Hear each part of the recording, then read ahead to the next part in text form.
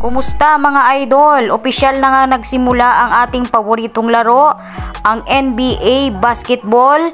At ito na nga, lalabas na ang ating mga paboritong manlalaro. Isa na dito ang Golden State Warriors na si Stephen Curry. Ayan, at napanood na nga natin yung kanya pong unang laban kontra naman dito sa Sacramento Kings. At talaga namang inabangan ng ating mga kababayan ang napakagaling na si Stephen Curry. At kita nyo naman, kahit lamang ang Sacramento Kings, nagawa pa ding manalo ng Golden State Warriors sa pangunguna ng ating idolo na si Stephen Curry. Lamang na nga sa fourth set ng dalawa ang Sacramento Kings at nagawa pang 3 points ng ating idolo na si Stephen Curry sa huling minuto o segundo ng laro. Kaya naman itinanghal na panalo ang Golden State Warrior.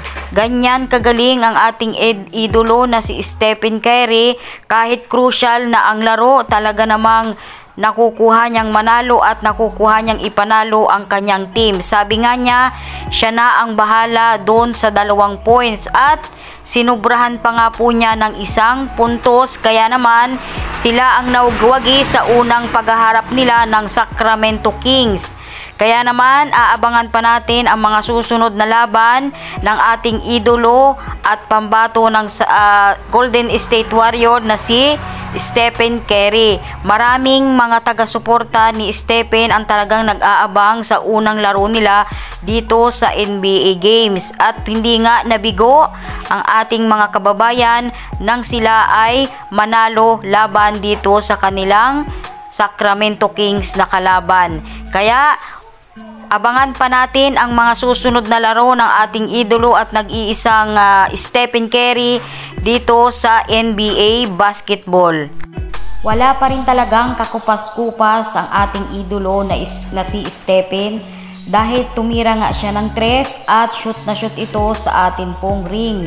Kaya naman walang nagawa ang Sacramento Kings kundi tanggapin na lang ang kanilang pagkatalo.